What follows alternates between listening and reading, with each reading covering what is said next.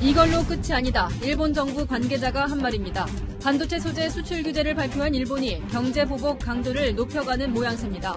금융 제재와 비자 발급 카드까지 만지작거리고 있습니다.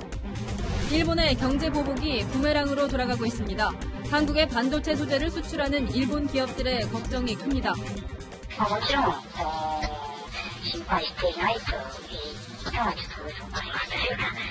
일본 언론들도 일제히 역풍을 걱정했습니다. 판문점 번개 만남이 이뤄진 뒤 문재인 대통령이 북미 두 나라의 적대관계 종식을 선언한 것이라고 말했습니다. 사실상 종전선언이 이루어졌다는 평가를 내렸는데 야당의 비난이 거셉니다. 에콰도르에서 도피 생활을 한 정태수 한보그룹 회장이 현지 간병인과 찍은 생일 축하 사진을 단독 입수했습니다. 지난해 찍었는데 생일 케이크초에는 실제보다 6살 어린 나이가 적혀 있었습니다. 학부모들이 오늘 밤 또 잠 못 이루게 생겼습니다. 초중고교 비정규직 직원들이 예고한 총파업이 하루 앞으로 다가왔는데 급식과 돌봄 교실 업무가 중단될 수 있습니다. 도시락을 싸서 보내기도 그렇고 아무래도 계절이 여름이다 보니까 굉장히 심각하죠. 집에서도 잘못하면 식중독이 되는데. 고유정이 전 남편을 살해하고 시신을 유기하는 모든 과정을 사진으로 남긴 사실이 채널A 취재 결과 확인됐습니다. 단독 보도합니다. 여러분 안녕하십니까? 아베 일본 총리가 우리를 겨냥한 경제 보복의 전면에 섰습니다. 총리가 직접 책임지겠다는 뜻으로 과거사 다툼을 힘으로 누르겠다는 일본의 압박이 전방위적으로 확산될 가능성도 점쳐집니다. 아직 이것으로 끝나지 않았다. 일본 고위 당국자가 한 말입니다. 금융제재와 여행 비자기간 축소 등 추가적인 조치도 거론됩니다. 네, 최악의 상황입니다. 청와대는 이런 가운데 이틀째 침묵을 지키며 고심하고 있습니다. 오늘의 첫 소식 정다은 기자입니다. 우리 정부의 세계무역기구 제소 방침에 대해 아베 신조 일본 총리가 정면으로 반박했습니다. 반도체 소재 세계 품목의 수출 규제 강화 발표에 대해 세계무역기구 WTO의 규칙에 맞다며 자유무역과 관계가 없다고 밝힌 겁니다. 그러면서 국가와 국가의 신뢰관계 속에서 해왔던 조치를 재검토했다고 말했습니다. 한일 신뢰관계가 크게 손상돼 기존의 조치를 수정했다는 것으로 한국 대법원의 강제징용 배상 판결에 대한 대응 조치라는 점을 인정한 것으로 풀이됩니다. 하지만 공식적으로는 보복 조치가 아니라고 주장하고 있습니다. 安全保障を目的に輸出管理を適切に実施する観点からその運用を見直すものであり対抗措置ではないということを明言しておきます. 일본 정부는 추가 보복도 준비하는 모습입니다. 일본 정부 고위 관계자가 아직 이것으로 끝나지 않았다며 가능성을 언급한 겁니다. 추가적인 보복 조치로는 한국 기업 등에 대한 금융 제재와 함께 여행 비자 기간 축소 등이 거론되고 있습니다. 対抗する処置っていうのがいくつもあるのはもうご存知の通りなんで、いわゆる関税に限らず送金停止とかいろんな方法があります。 이와 함께 일본 기업 취업 억제 조치 등도 나올 수 있다는 우려가 제기되고 있습니다. 채널A 뉴스 정다은입니다. 네, 청와대의 고심이 깊어가고 있습니다. 문재인 대통령은 어떤 메시지도 내놓지 않고 있습니다. 지난주까지만 해도 강경 대응을 예고했던 외교부 역시 발언 수위를 낮췄습니다. 마땅한 대응 카드가 찾기 어렵다는 뜻이겠지요. 이어서 김윤정 기자입니다. 제26회 국무회의를 시작하겠습니다. 문재인 대통령 주재로 34일 만에 국무회의가 열렸지만 최대 현안으로 떠오른 일본의 경제보복 조치에 대해선 일절 논의가 없었습니다. 문재인 대통령 역시 특별한 대일 메시지를 내놓지 않았습니다. 청와대 핵심 관계자는 어제 산업통상자원부가 발표한 게 정부의 공식 입장이라며 앞으로 추가 발표도 산업부를 통해 나가게 될 것이라고 밝혔습니다. 아베 총리에 이어 문 대통령까지 나설 경우 한일 간 전면전으로 번질 수 있다는 우려에 로우키 행보를 보이고 있다는 분석입니다. 대신 외교부와 산업부가 대응에 나섰는데 뾰족한 대책을 내놓지 못하고 있습니다. 우리 외교부에 뭔가 대응책이 있느냐는. 이 조치를 철회할 것을 촉구합니다. 현재로서는. 수산물 수입 금지나 일본 여행 제한과 같은 경제적 맞대응은 실익이 크지 않습니다. 결국 외교로 문제를 풀 수밖에 없지만 청와대는 경제보복의 원인이 됐던 강제징용 피해자 배상 문제에 여전히 강경한 입장입니다. 청와대는 과거사와 안보 경제 문제를 분리해서 접근하는 투트랙 방식을 고수하고 있습니다. 극단으로 치닫는 한일 관계의 출구를 찾기가 쉽지 않을 것이란 전망이 나옵니다. 채널A 뉴스 김윤정입니다. 네, 정부가 지금까지 내놓은 대책은 일본을 세계 무역기구 WTO에 제소하겠다는 거였죠.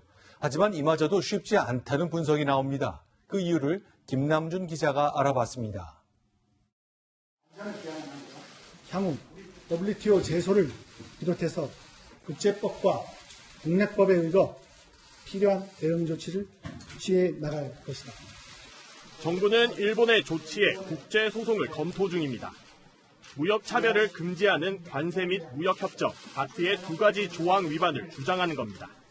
하지만 전문가 판단은 다릅니다.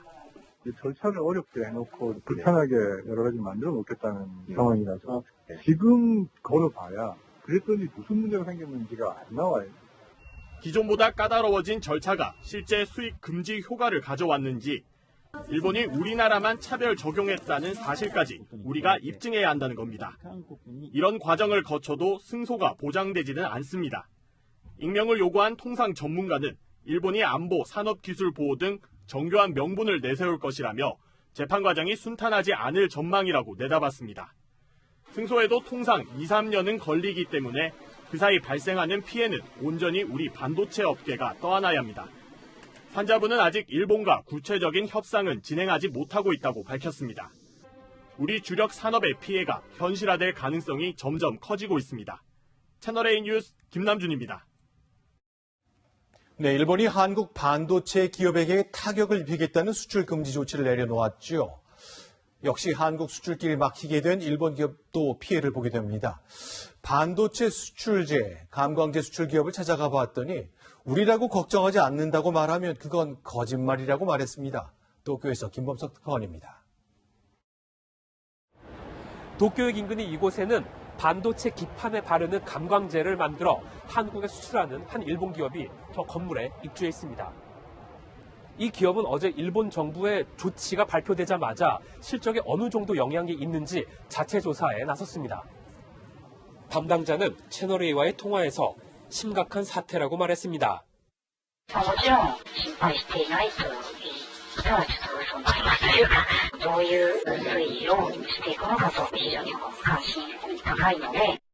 한국에 화학 제품을 수출하는 또 다른 회사는 정부 결정이 일방적이었다고 했습니다. びっくりしてるぐらいなんですよ。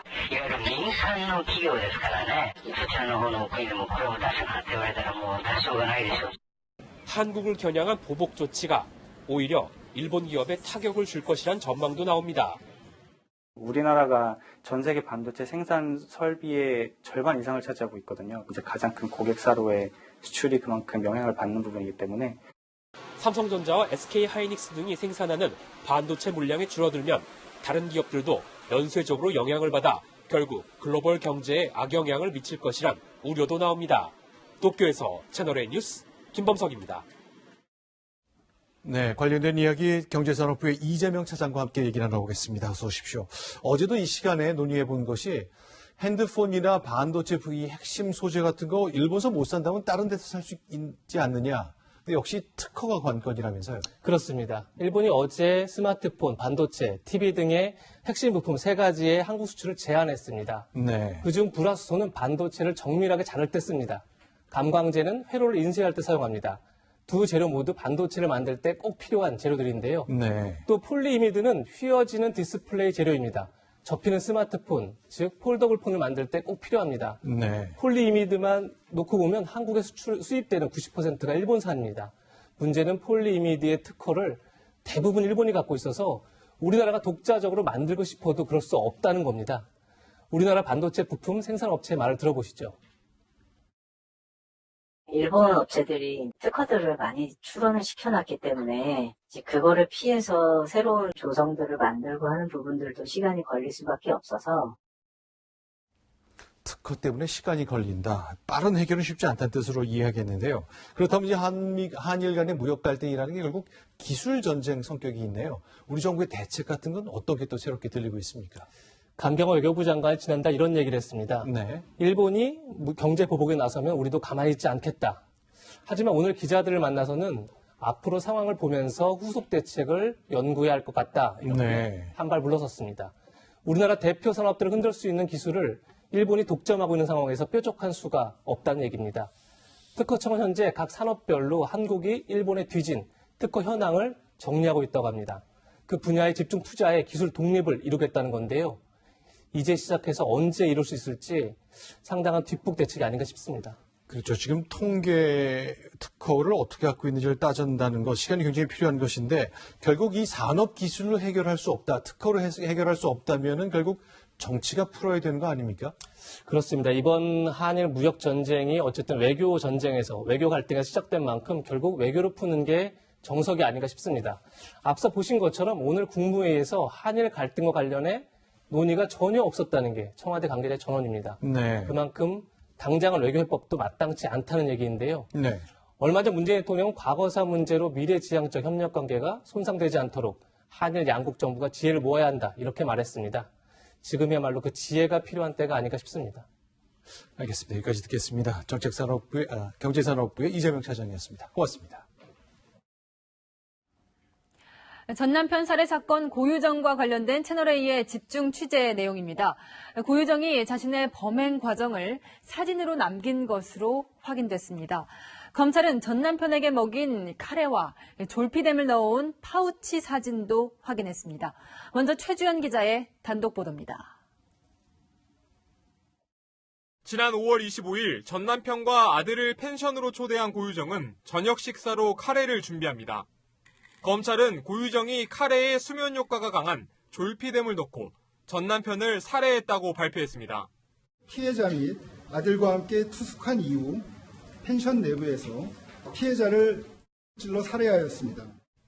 그런데 180cm가 넘는 전 남편을 제압하기 직전 고유정은 사진을 찍기 시작합니다. 검찰 관계자는 고유정의 휴대전화에서 범행 현장 사진을 다수 찾았다며 촬영 소리가 나지 않는 카메라 앱을 이용했다고 설명했습니다.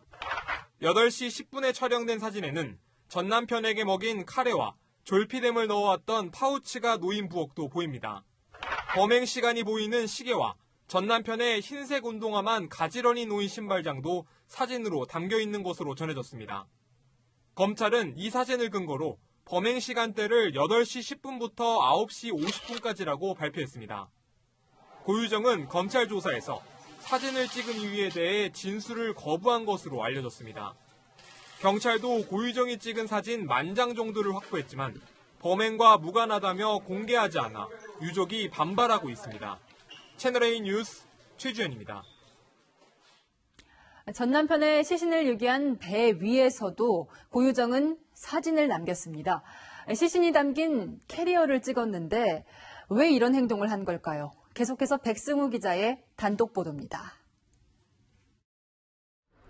고유정이 전 남편을 살해한 뒤 완도행 여객선에 탑승한 건 지난 5월 28일 저녁 8시 30분쯤입니다. 고유정은 20분 뒤 전 남편의 시신이 담긴 캐리어를 여객선 갑판으로 끌고 나왔습니다. 그리고는 휴대전화로 캐리어와 갑판이 같이 나오는 사진을 여러 장 찍었습니다. 바다만 보이는 사진도 여러 장. 고유정이 사진을 찍는 모습은 여객선 CCTV에도 담겼습니다. 이후 고유정은 남편의 시신 일부를 바다에 유기했습니다. 전문가들은 이러한 고유정의 행동이 기억이 파편화돼 진술할 수 없다는 주장과 상반된다고 진단했습니다. 자신의 행위를 확인하고자 하는 어떤 기록?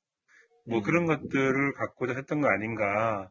결국은 발목을 잡을 수 있는 그런 증거로서 활용이 되었다. 앞서 고유정의 지인도 검찰 조사에서 고유정에게 강박적으로 기록하는 습관이 있다고 말한 것으로 알려졌습니다. 채널A 뉴스 백수입니다. 네, 수천억 원의 세금을 내지 않은 채 도피했던 정태수 한복그룹 회장의 모습입니다. 그가 지난해 에콰도르에서 찍었던 생일 사진 모습을 저희 채널A가 단독 입수했습니다. 다른 사람 행세를 했죠. 그래서 나이도 생일도 바꿨던 정태수 회장. 작년 말 사망한 것이 맞다면 그로선 마지막 생일 파티였던 겁니다. 채널A는 오늘도 정태수 일가의 행적을 추적 보도합니다. 먼저 성혜란 기자가 보도합니다. 모자를 쓴 정태수 한보그룹 회장이 케이크 앞에 앉아 있습니다. 바로 뒤에는 환한 미소를 띤 아들 정한근 씨가 서 있습니다. 지난해 2월 에콰도르 간병인 그리고 간병인의 가족들과 함께 찍은 사진입니다. 벽에는 생일 축하합니다라는 의미의 스페인어가 보입니다. 1923년생으로 지난해 95살이었던 정 회장이 키르기스스탄인 콘스탄틴 츠카이로 신분을 세탁하고 지난해 89살 생일을 보낸 겁니다. 실제 생일은 음력 8월 13일이지만 생일마저 속였습니다. 간병인 A씨는 채널A와 만나 정 회장 부자와 에콰도르 과야킬에서 4년 동안 함께 살았다고 말했습니다. Yo cuidaba al señor Constantín, porque así lo conocíamos, como el señor Constantín, nos encargábamos de limpiar. 정 회장은 10년 전쯤 에콰도르에 왔고 아들 정 씨는 그로부터 5년 뒤 정착한 것으로 안다고 말했습니다. Porque él en el tiempo que estuvo con el papá, cuidando al papá. 지난해 정 회장이 숨졌을 당시의 상황도 기억하고 있었습니다. Mes, qué sé yo, a las 9 de la mañana, 1 de diciembre del 2018. 정 회장이 사망하자 아들 정 씨는 해외에 나갔다가 돌아온 뒤 밀린 간병인 급여를 주겠다고 약속했지만 연락은 이어지지 않았습니다. 채널A 뉴스 성혜란입니다. 네, 우리 검찰은 에콰도르 당국이 발급한 정태수 한보그룹 회장의 사망 증명서를 확보하고 진위 여부를 파악하고 있습니다. 저희 채널A가 사망 진단서를 입수했습니다. 이름도 나이도 국적도 모두 세탁된 상태였습니다. 공태현 기자가 단독 취재했습니다. 에콰도르 과야킬의 국립병원 로스세이보스에서 발급된 사망 진단서입니다. 사망자는 정 회장이 위조 여권에 쓴 가명 콘스탄틴 츠카이, 키르기스스탄인이라고 적혀 있습니다. 정 회장의 아들 정한근 씨의 가명인 류션 헨리가 보호자로 기록돼 있습니다. 정 회장은 이 병원에서 숨지기 직전까지 치료를 받아왔습니다. 사망 진단서도 이곳에서 받았던 걸로 확인됩니다. El 1 de diciembre de 2018 atendimos el servicio, él falleció en la Casa de Salud Hospital Los Ceibos de la parte social de la Seguridad Social de aquí de Ecuador. 사망 진단서에 적힌 정 회장은 89세, 미혼입니다. 아버지 이름은 츠카이 은식, 어머니는 리 알렉산드라로 적혀 있습니다. 1923년생인 정 회장이 1929년생 고려인으로 신분을 세탁해 도피 생활을 했던 것으로 보입니다. 채널A 뉴스 공태현입니다. 네, 확보한 사망 진단서에는 정태수 회장이 숨지기 직전 상황이 자세히 적혀 있었습니다. 호흡곤란 증세가 심해져서 병원 응급실로 옮겨졌고 그 후 30분 만에 숨진 것으로 기록됐습니다. 이어서 권솔 기자의 단독 보도입니다. 에콰도르 과야킬 관할 등기소에서 발급한 정태수 한보그룹 회장의 사망 증명서에는 사망 날짜와 시간, 사인이 적혀 있습니다. Constantin 89 y 100 hijo, ¿no? Aquí tenemos las causas de 5 años. Sí, son y el Ministerio Ecuador. 정 회장이 5년간 통원과 입원 치료를 받은 에콰도르 국립병원의 사망 진단서에는 사망 당일의 구체적인 상황이 담겨 있습니다. Fallece a los 89 años. Él fallece por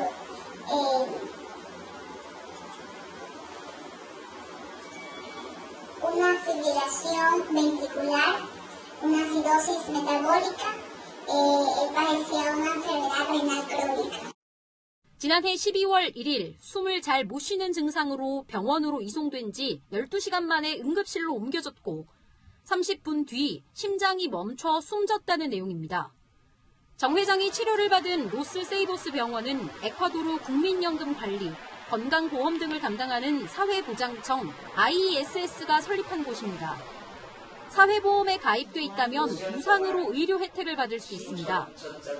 정 회장 장례 절차를 진행한 업체 관계자는 정 회장이 사회보험에 가입돼 있던 걸로 기억한다고 말했습니다. 채널A 뉴스 권솔입니다. 필로폰을 투약한 혐의로 구속된 가수 겸 배우 박유천 씨가 1심에서 집행유예로 풀려났습니다. 구치소 밖으로 나온 박 씨는 정직하게 살겠다고 말했습니다. 신선미 기자입니다. 정장 차림의 박유천 씨가 구치소 밖으로 걸어 나옵니다. 마약 투약 혐의로 구속된 지 68일 만입니다. 박 씨는 죄송하다며 고개를 숙였고 팬들 앞에서 눈물을 흘리기도 했습니다. 특히 앞으로 정직하게 살겠다고 말해 눈길을 끌었습니다. 앞으로 사회 많이 봉사하면서 열심히 정직하게 노력하겠습니다. 앞서 박 씨는 마약 투약 혐의가 드러나자 기자회견을 자청해 혐의를 강하게 부인하는가 하면 나는 결코 마약을 하지 않았는데 나는 이렇게 마약을 한 사람이 되는 건가 하는 두려움도 휩싸였습니다. 경찰 조사에서 온몸의 털을 대부분 제모한 채 나타나 논란을 빚은 바 있습니다. 재판부는 박 씨가 지난해 9월부터 올해 3월까지 마약을 7차례 투약했다는 공소 사실을 모두 인정했습니다. 하지만 박 씨가 줄곧 반성하고 있고 초범인 점을 감안했다며 징역 10개월과 집행유예 2년을 선고했습니다. 이어 보호관찰과 치료를 명령하고 마약 구매에 쓴 돈 140만 원도 추징했습니다. 재판이 열린 법원과 구치소에는 박 씨를 보기 위해 팬들이 대거 모여들었습니다.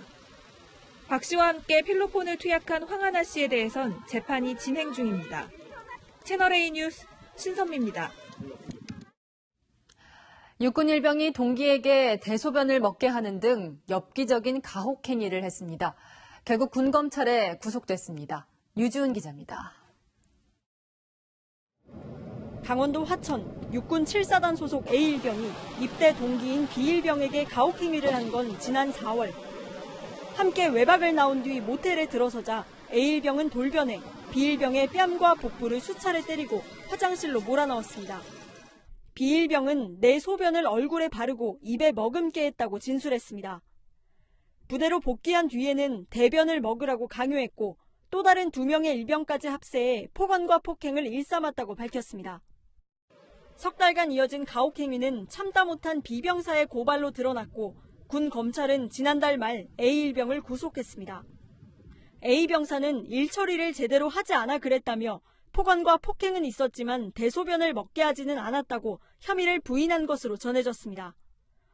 사안이 심각한 만큼 정경두 국방부 장관까지 나서 철저한 조사를 지시했습니다. 엄중하게 처리하고 또 재발 방지를 위한 여러 가지 방안들에 대해서 고심하고 있고 군은 피해를 당한 B일병을 격리하고 가혹 행위에 가담한 것으로 알려진 다른 병사 2명에 대해서도 수사를 이어가고 있습니다. 채널A 뉴스 유주은입니다. 금은방에서 귀금속을 훔친 일당이 붙잡혔습니다. 잡고 보니 대부분 10대들이었는데 20대 어른이 SNS로 꿰었습니다. 배영진 기자입니다. 깜깜한 새벽 금은방 앞에 나타난 남성. 후드티로는 머리를, 마스크로는 얼굴을 가렸습니다.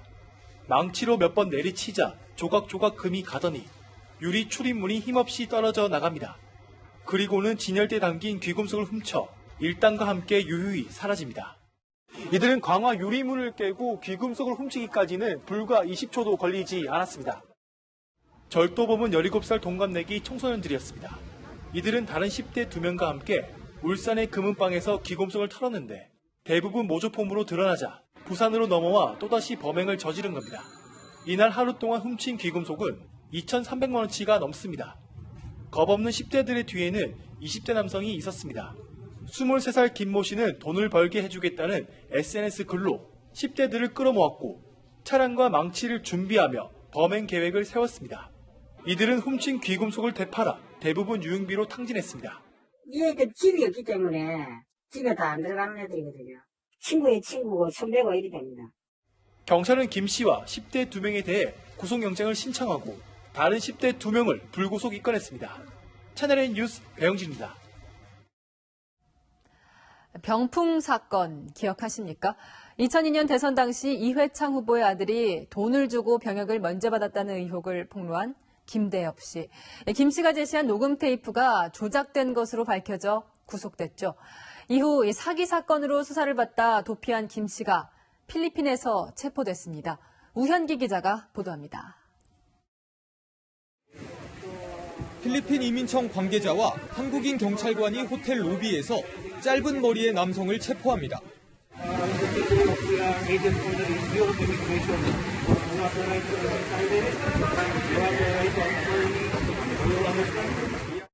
호텔을 빠져나가기 직전 체포된 이 남성은 2002년 대선 당시 이회창 한나라당 후보 장남의 병력비리 의혹을 제기했던 김대엽 씨.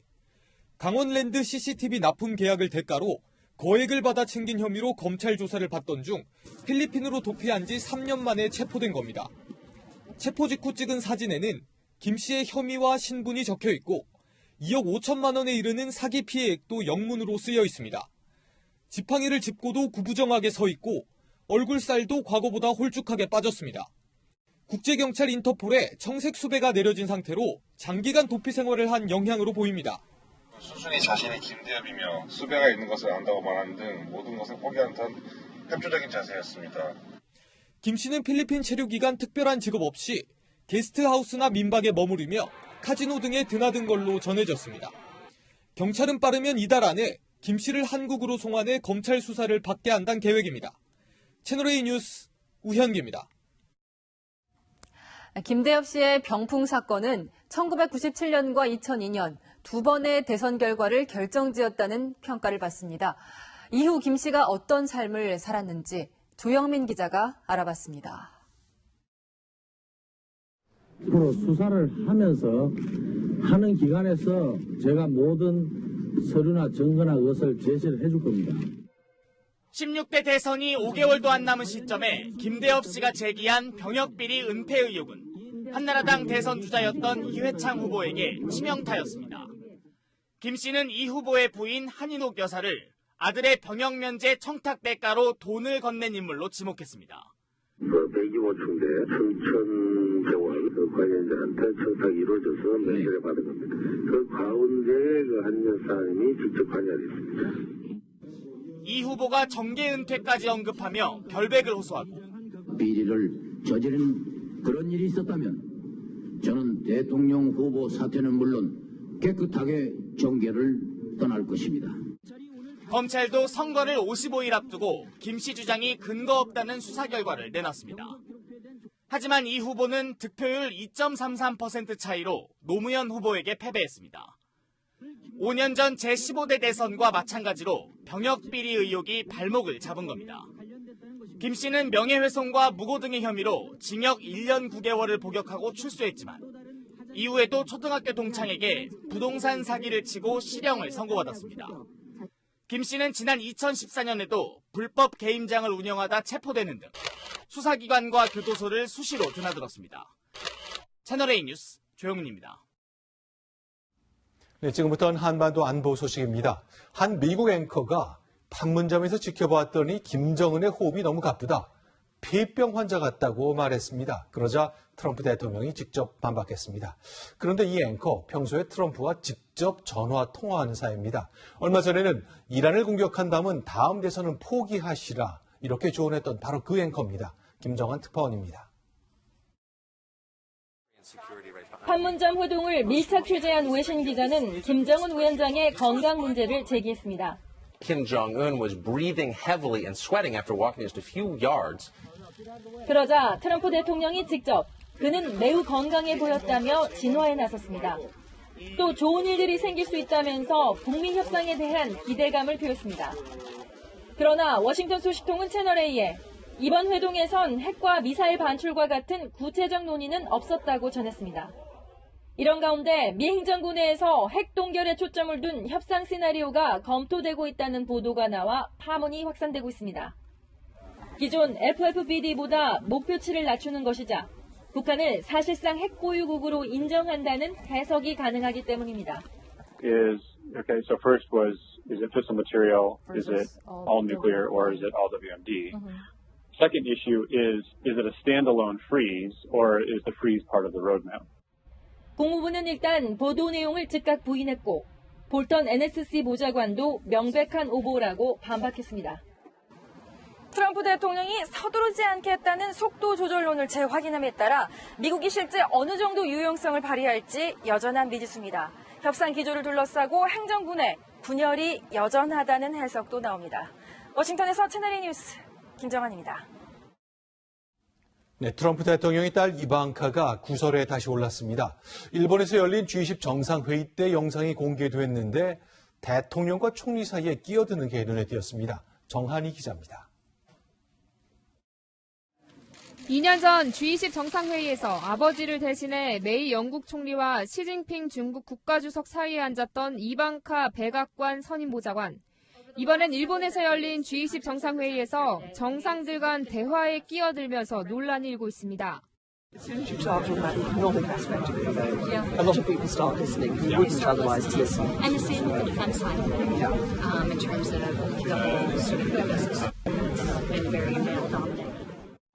사회 정의와 관련해 대화를 나누다가 엉뚱하게 국방 분야를 언급한 겁니다.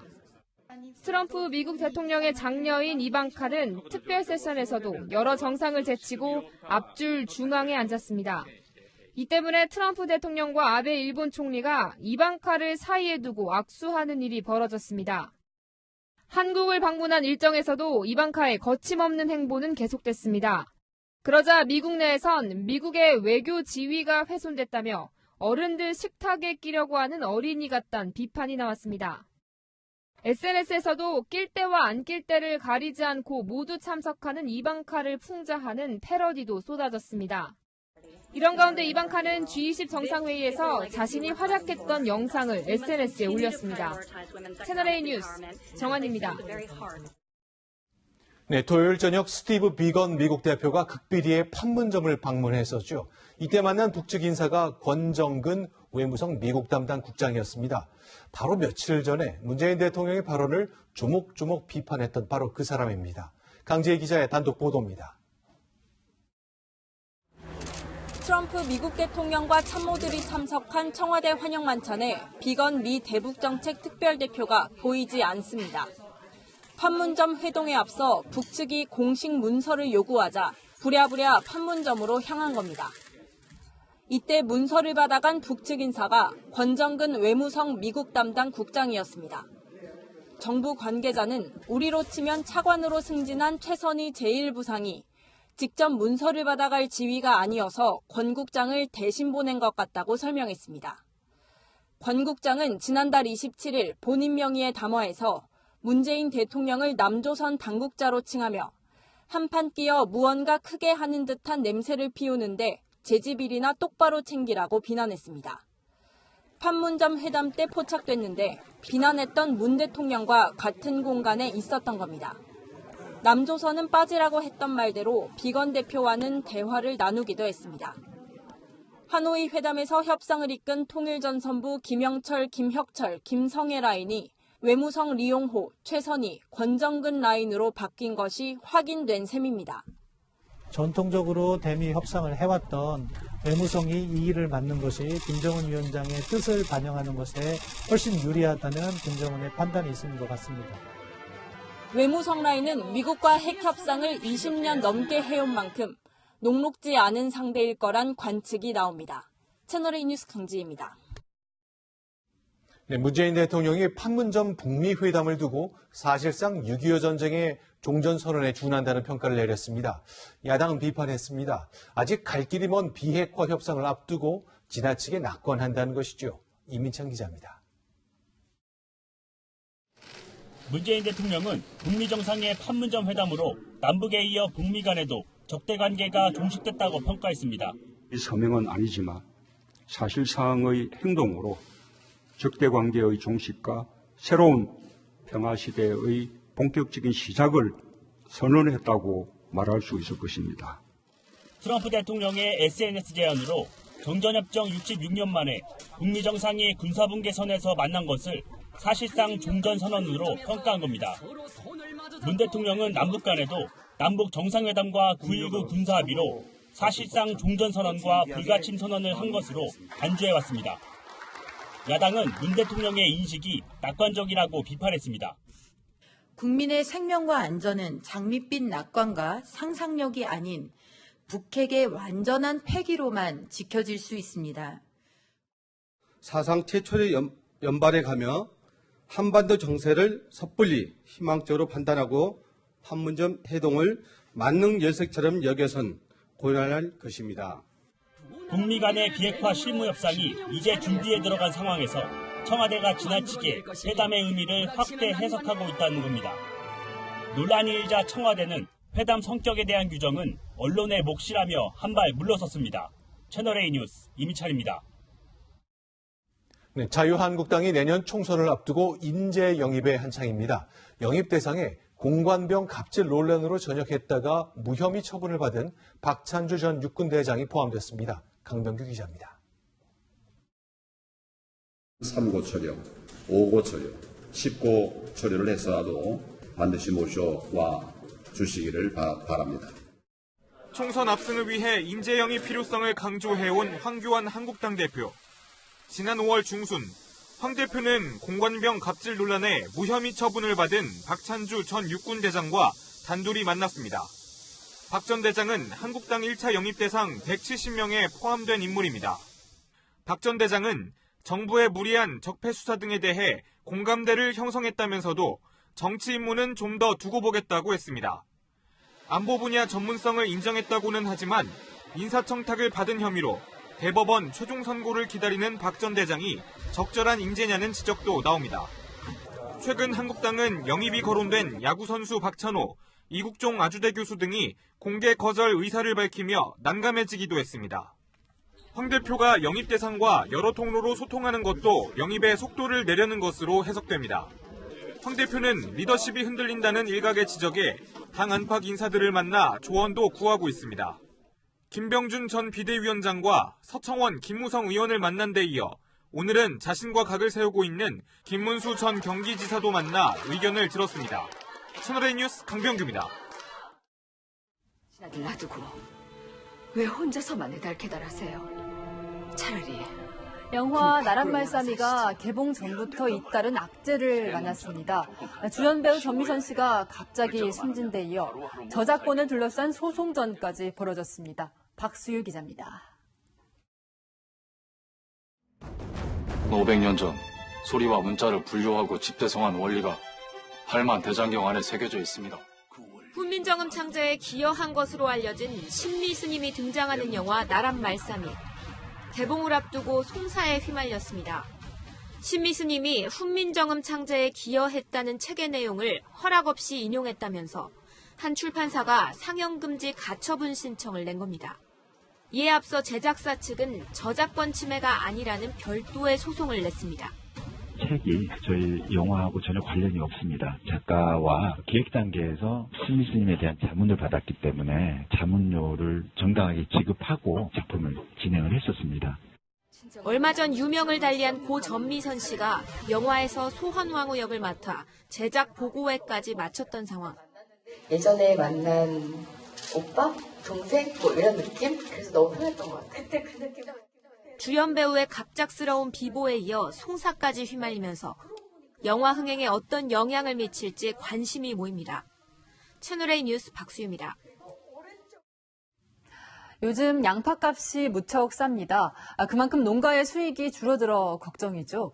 그래서 각종 양파 소비 아이디어가 쏟아지고 있습니다. 이현용 기자가 취재했습니다.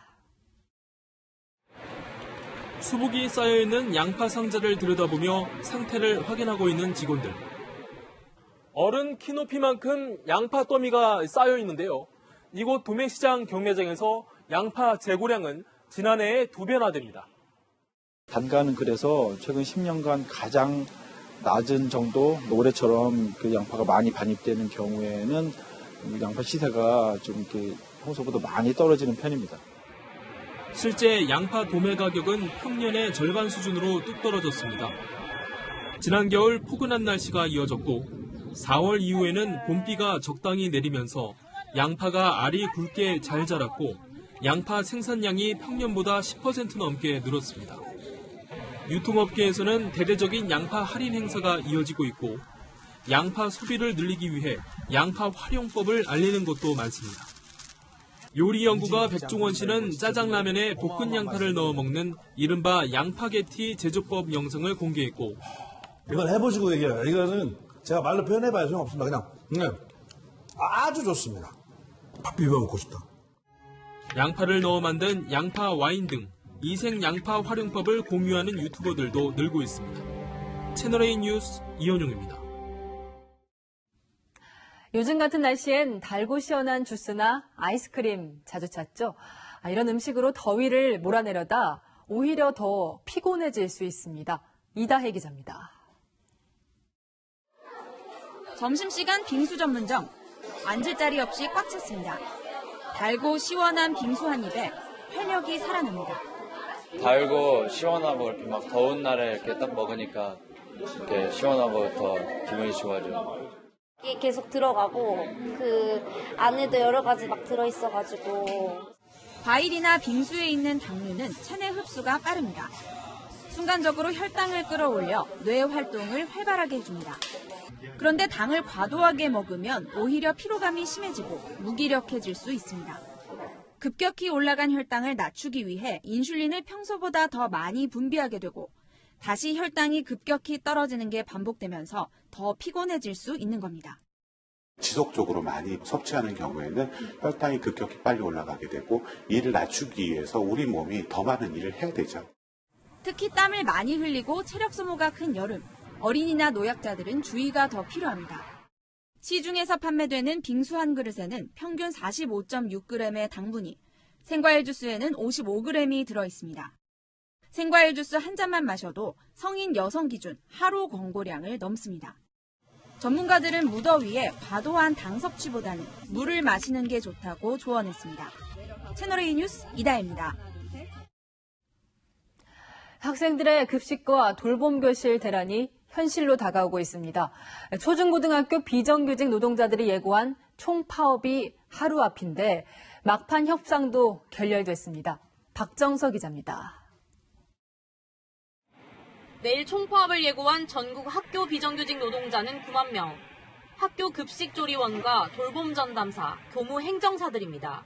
전국 초중고등학교의 40%, 6,000개 학교가 방과 후 돌봄교실, 급식 운영에 차질을 빚을 것으로 보입니다. 저희가 준비할 수 있는 게 그나마도 이제 빵하고 지금 음료예요. 그것도 막 이게 물량이 된다 안 된다 막 겨우 했는데. 학부모에게 도시락 준비를 요청하거나 아예 점심시간 전에 단축 수업을 검토하는 학교도 있었습니다. 갑작스런 파업에 학부모들의 불만이 터져나왔습니다. 빵하고 우유 나온다고 했는데 영양학적으로 좀 걱정이 되죠. 도시락을 싸서 보내기도 그렇고 계절이 여름이다 보니까 굉장히 심각하죠. 집에서도 잘못하면 식중독이 되는데. 아이를 맡길 곳이 마땅치 않은 맞벌이 학부모들에겐 비상이 걸렸습니다. 학교에서 이제 밥을 안 주고 조기기간을 많이 한다 그러면은 거의 대책이 별로 없는 상황이어서. 돌봄 급식 대란이 예고된 가운데 교육부와 비정규직 노조의 막판 협상도 최종 결렬됐습니다. 노조는 기본급 6.24% 인상을, 교육당국은 1.8% 이상 올리는 건 힘들다며 양측이 팽팽히 맞서면서 합의점을 찾지 못했습니다. 채널A 뉴스 박정서입니다. 저희 황규락 기자가 쓰고 있는 안경 흔해 보이죠? 그런데 안경 렌즈에 스마트폰처럼 화면이 뜹니다. 이런 안경을 곧 일상에서도 쓸 수 있다는데 미국 실리콘밸리에서 황특파원이 먼저 체험해봤습니다. 겉보기에는 평범한 안경. 그러나 안경테에 달린 소형 프로젝터로 한쪽 렌즈에 홀로그램을 비춰 화면처럼 사용할 수 있는 스마트 안경입니다. 스마트 안경의 가장 큰 장점은요, 이렇게 일반 안경처럼 쓰기만 해도 눈으로 각종 정보를 바로 확인할 수 있다는 점입니다. 스마트폰을 들지 않아도 안경 너머로 지도를 보면서 길을 찾는 것은 물론 일정과 메시지도 빠르게 확인할 수 있습니다. 구글과 인텔 등 글로벌 IT 업체에서도 개발에 나서면서 오는 2022년까지 매년 18%씩 성장할 것으로 보이는 스마트 안경 산업. 통화하거나 메시지를 확인하는 간단한 작업부터 증강현실 기술을 바탕으로 가상의 설계도를 보면서 작업하는 등 그 쓰임새가 늘어나고 있습니다. So the user doesn't have to do this and look and try to find the thing on the side of the palette. It's just labeled. And digitally, while he's looking at it, they can say, wait. 상대적으로 무게가 나가고 착용감이 불편하다는 한계가 있지만 기술이 발전할수록 스마트 안경도 대중화될 수 있다는 전망이 나옵니다. 미국 실리콘밸리에서 채널A 뉴스 홍규락입니다. 윈블던 테니스 대회에서 15살 소녀가 살아있는 전설 39살 비너스 윌리엄스를 꺾었습니다. 우리나라 권순우도 믿기 힘든 승부로 박수를 받았습니다. 김유빈 기자입니다. 윈블던에서만 5번 우승을 차지한 전설 비너스 윌리엄스. 특유의 드롭샷으로 승부를 걸었지만 오히려 허를 찔리더니 랠리 대결에서도 힘 한 번 써보지 못하고 55분 만에 패하고 맙니다. 상대는 자신보다 24살이나 어린 15살 신동의 코리 가우프였습니다. 농구선수 출신의 아버지와 육상을 한 어머니의 유전자를 그대로 물려받은 가우프는 대회 최연소자로 이변을 예고했습니다. Like heroes for me and many other little girls out there. So I was just thanking her and she said thank you. 이변은 여기서 그치지 않았습니다. 지난해 US 오픈, 올해 호주 오픈을 석권한 일본의 오사카 나오미가 세계 39위의 푸틴세바에게 충격의 1회전 탈락을 당합니다.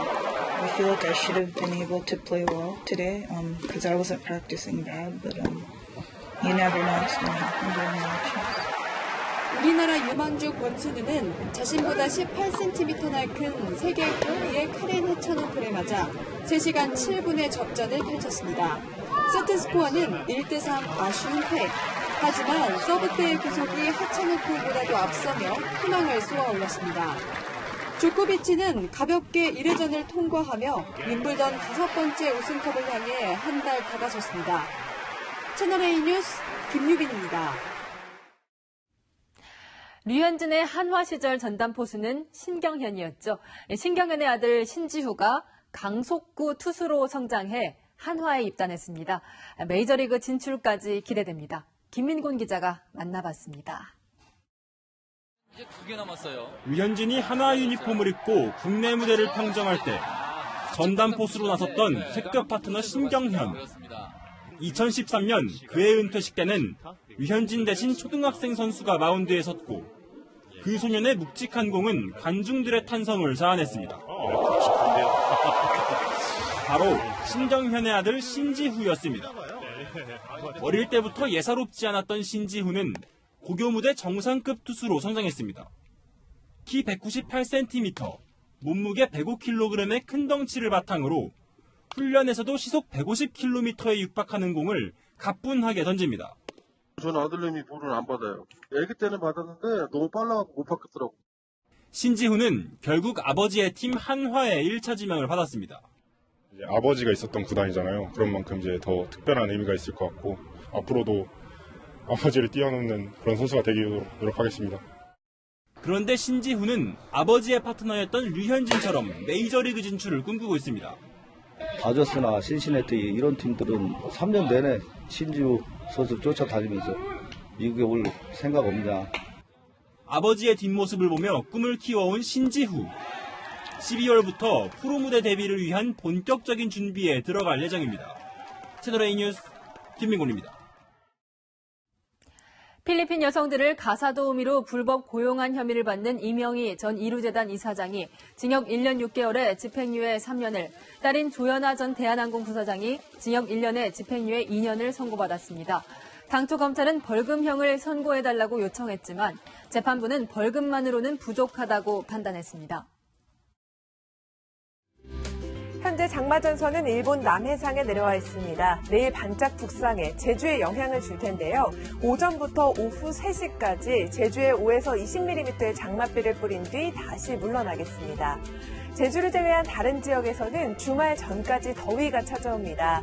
오늘 일부 강원 영서와 경북 지역에는 폭염주의보가 내려졌는데요. 금요일까지는 특보가 유지되면서 33도 안팎의 더위가 이어지겠습니다. 중부 내륙 지역에서도 이번 주 낮 기온이 31도 안팎까지 오르는 곳이 많습니다. 내일 한낮에는 서울과 강릉 31도, 대구 33도, 전주도 역시 31도까지 오르겠고 볕도 강하겠습니다. 다만 일부 경기 북부와 강원 영서 남부에는 5에서 20mm의 소나기가 지나겠습니다. 장마전선은 주말에 다시 북상해 남부와 제주에 영향을 주겠습니다. 서울 등 중부 지역은 다음 주 목요일까지 비 소식이 없습니다. 날씨였습니다. 네, 이런 적이 없었습니다. 일본이 과거사를 경제력으로 찍어 누르고 나선 적은 없었습니다. 요즘 전통적인 한미일 삼각동맹이 흔들리자 일본마저 칼집에서 칼을 꺼내려 하고 있습니다. 트럼프 대통령에게 우리가 중재자 역할을 기대할 수 있을까요? 바로 지금 냉정해야 합니다. 우리건 일본이건 감성적 민족주의에 휩쓸린다면 상황은 더 나빠질 겁니다. 뉴스 마치겠습니다. 고맙습니다.